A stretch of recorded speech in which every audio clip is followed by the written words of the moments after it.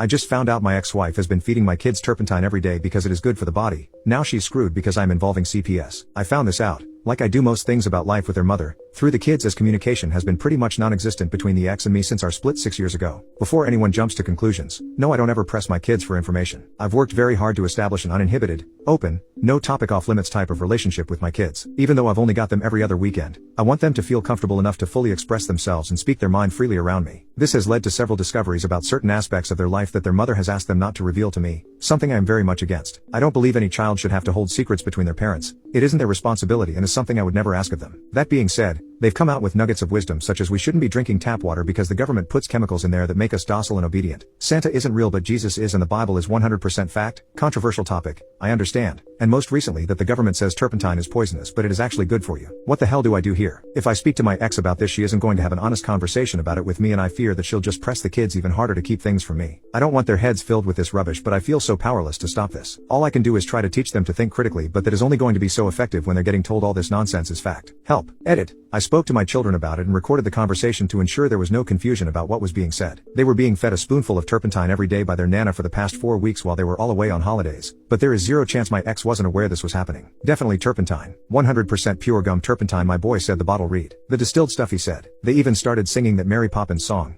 A spoonful of sugar helps the turpentine go down. Feel like I'm in an alternate timeline. Talk screen won't be happening until we get a referral. The poisons hotline has no literature on hand for chronic exposure to turpentine, but the kids don't seem symptomatic. We will visit either a GP or the hospital first thing tomorrow for a full checkup, and a report will be made separately from the medical mandatory report. I don't see a scenario playing out where CPS isn't getting involved here, and I can't have my kids medically assessed knowing that this has been going on. Currently preparing for the SHT storm that's bound to ensue. Update 1: the kids have been medically assessed. They've had blood work done, testing for liver and kidney function, as well as any other abnormalities, and have undergone some minor testing. Thankfully, everything has come back clear and they seem to be happy and in good health, apart from my daughter being a little upset about being jabbed with needles. There were, however, some very concerning statements made by my kids to the doctors who screened them, both with and without any family present. Everything said has been transcribed and documented in their discharge papers. CPS has since been informed of the situation. The situation has been reported to the police and a medical release statement has been filed with them. They told me they would remain in contact with CPS and wait for their lead. The kids are legally staying within the care of myself and my family until further notice from Child Services. At this point, I've had no contact with my ex since this all came about. I have a tip on a great family law legal representative whom I will contact shortly to discuss my steps moving forward,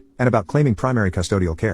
My family fully supports this decision, and we are all still incredibly shocked about this whole scenario. I am on the verge of having an absolute meltdown, but things seem okay for now. My kids are safe. I couldn't be more grateful for how supportive my family and friends have been over the last couple of days. Update 2. I'll start by stating that the kids have been in my full care since that first post and are very happy and healthy. The mother has placed the entirety of blame on the grandmother and remains steadfast in that stance to this very day. The month prior to my post they spent camping as a family, the kids and their mom's immediate family. They spent that entire time in her care and there is no way she wasn't privy to what was happening, every goddamn day. The kids had a effing song to sing about it, all substantiated in statements taken from them. So as a few have speculated, yes, this happened in regional Victoria, a couple hours from Melbourne. The hospital here could have taken the kids in for screening through ER, but they didn't have the facilities to actually test the blood work on site. The turnaround for a result, I was told, would have been a few days, possibly longer, as it had to get sent off. Alternatively, I could just wait until the following day to make the trip to the nearest facility that was capable of producing same-day results. We took that option. The kids were triaged the following day through ER, tested for organ functionality, and blood work came back clean. They were privately spoken to and assessed by on-site well-being officers, or whatever their title, and CPS was contacted through the hospital and a case opened. Note: yes, we do call them child protection here even though they operate under the DFFH banner, but so does community housing and disability support, in tangent with NDS, so do with that information as you will. It's a broad department. We left with the medical reports, which included statements given by the children, and holy F were they. We're being fed some wild facts about the world. That night I made an informal statement at the local police station stating what the situation was and the actions taken, just so they had it on record. For those tracking the chronology of all this, we are roughly 30 hours into the timeline from me first finding out. CPS conducted several interviews over the next month with all parties involved, as well as a house call to my residence. Not sure how extensively they interviewed the mom. They concluded the children unfit to be in the mother's care but were comfortable in closing their case should they remain with me full time. Surprisingly, there was no legal order put in place. Apparently they are happy to move on from a situation once comfortable with the results. Found a good law firm and started the legal process, which has been very slow due to a, unsurprising, lack of cooperation. Essentially though, we have restricted the mother's access to supervised visitation and removed her parental right as a legal actor regarding medical decisions. She has only seen them a handful of times and the 2 years following despite constant efforts to facilitate visitation. The kids have had therapy and I've spent many hours talking to them over the last 2 years helping them navigate their way through this. They'll have a lot of questions they'll expect answers for when they're older, I'm sure. Currently,